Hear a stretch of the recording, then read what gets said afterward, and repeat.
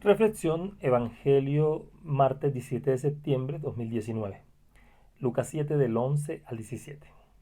Hoy tenemos una lectura interesante que nos puede servir muchísimo para nuestras vidas y para la vida de muchas de las personas que padecen de este tipo de situaciones. En aquel tiempo Jesús iba de camino a una ciudad llamada Naín y caminaban con él sus discípulos y muchos gentíos. Cuando se acercaba a la puerta de la ciudad, resultó que sacaban a enterrar a un muerto, hijo único de su madre, que era viuda, y un gentío considerable de la ciudad la acompañaba. Bueno, aquí hay varias cosas que tenemos que examinar. Dice que Jesús iba de camino a la ciudad de Naín y caminaban con él sus discípulos, es decir, sigue la escuela, sigue el camino de itinerancia hacia Jerusalén. Y en este caminar hacia Jerusalén también se nos van presentando muchas cosas que deben darle sentido a nuestra vida, porque realmente estamos intentando construir un camino de seguimiento de Jesús. Dice que caminaban con él sus discípulos y muchos gentíos. Pues la gente siempre quiere estar y participar de este tipo de cosas, sobre todo porque Jesús viene realizando las obras, viene sanando, viene liberando, viene enseñando. Y eso pues llama la atención de la gente. Pero eso no garantiza,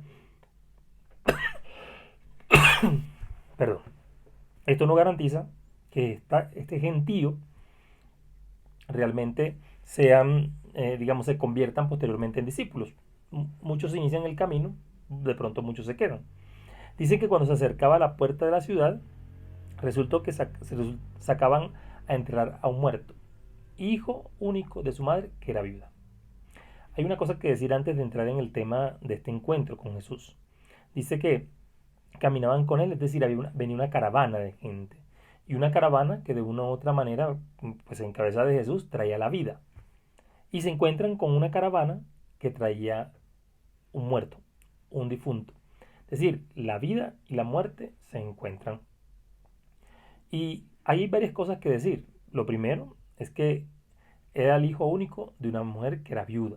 Es decir, una viuda en Israel, una viuda en Judea, era una mujer que perdía todo su valor porque el que le daba el respaldo era su esposo. Cuando pues, el esposo no estaba, entonces sería su hijo. Y en este caso, pues resulta que su hijo muere. Esta pobre mujer mmm, tendría que sufrir mucho. ¿Por qué? Porque normalmente las mujeres viudas, pues quedando abandonadas, normalmente les tocaba quedarse, eh, dedicarse a la mendicidad, porque no había un familiar, porque si lo hubiera, obviamente ese familiar tendría que hacerse cargo de ella, pero no había, porque era un hijo, el único. Entonces, recordemos que esta situación le complica la vida a esta mujer. Y dice que un gentío considerado en la ciudad la acompañaba. Eso significa también que seguramente esta mujer era una mujer que había sido muy conocida, que de pronto había sido prestante, su esposo, y también porque la gente seguramente se solidarizó con ella. Aquí en esta figura, en mis estudios de Biblia, veíamos cómo esta mujer representa a aquellas madres que pierden a sus hijos o que no muriendo sus hijos, pues los pierden en vida. El caso de los muchachos que caen en la adicción, el caso, sí, de los aquellos que se extravían, que toman caminos que pues obviamente no favorecen. Entonces, esta mujer representa a todas esas madres que sufren, a todas esas madres que tienen ese gran dolor en su corazón. Ella sabía que lo que le esperaba, porque sin marido y sin hijo, ¿qué sería de su suerte? No lo sabemos. Dice entonces que al verla el Señor se compadeció de ella y le dijo, no llores. Y acercándose al ataúd lo tocó. Los que lo llevaban se detuvieron y dijo, muchacho, a ti te digo, levántate.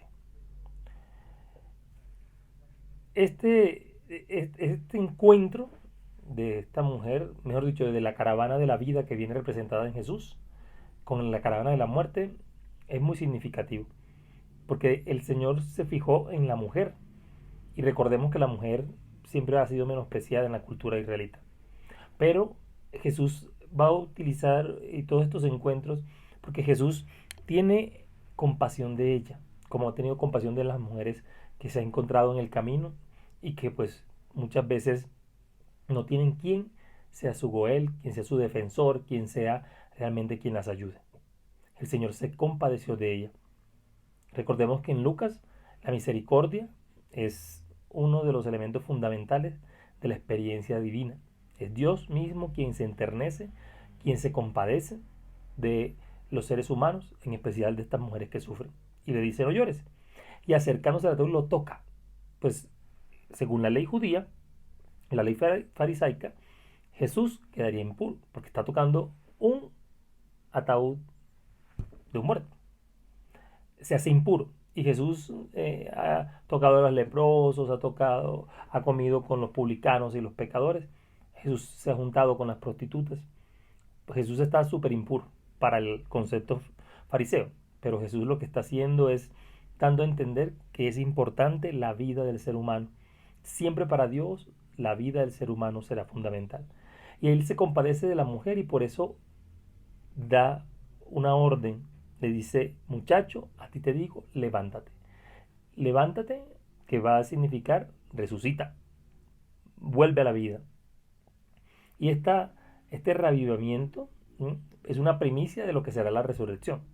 Porque lo que hace Jesús es revivir al muchacho, devolverle todos los signos vitales y toda la estructura física como tal, se vuelve a reanimar y este joven se levanta.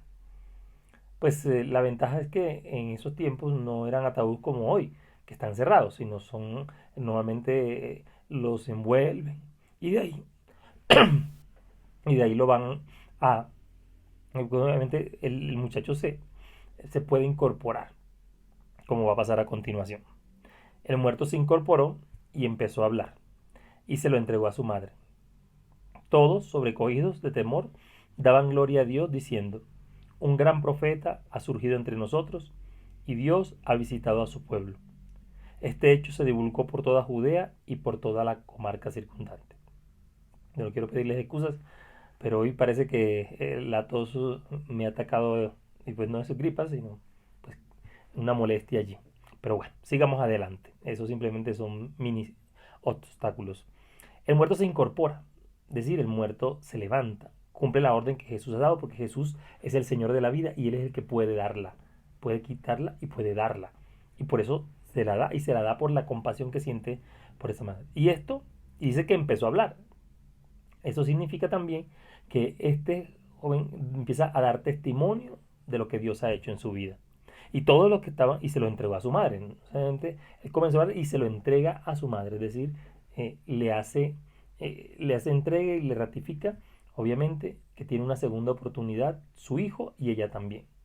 En este momento también podríamos decir entonces que los hijos tienen la posibilidad de ser ese levantar. Y muchos hogares se necesitan en este momento que esto suceda. Que Dios levante a sus hijos, que Dios levante. Hay muchas mamás orando, hay muchas familias orando por un hijo, por una hija, por una situación, por una realidad que todos conocemos y que muchas veces no están tan lejos de nosotros. Esta realidad el Señor la ha sanado. Esta realidad el Señor la ha llenado con su presencia. El Señor ha llenado la vida de este joven con su propia vida y le ha dado y se lo ha devuelto a su madre. Así lo hace el Señor con nosotros. Cuando nosotros realmente somos entregados, le entregamos al Señor nuestras vidas, el Señor se encarga de restituirla todo tiempo. Y dice que todos sobrecogidos le daban temor, llenos de temor, daban gloria a Dios diciendo que un gran profeta había surgido. Reconocen a Jesús como el gran profeta y además que es el enviado de Dios, el que ha venido a visitar al pueblo. Y esto pues obviamente corrió como pólvora. Nosotros tenemos que todos los días pedirle a Dios que podamos ser reavivados en nuestra fe.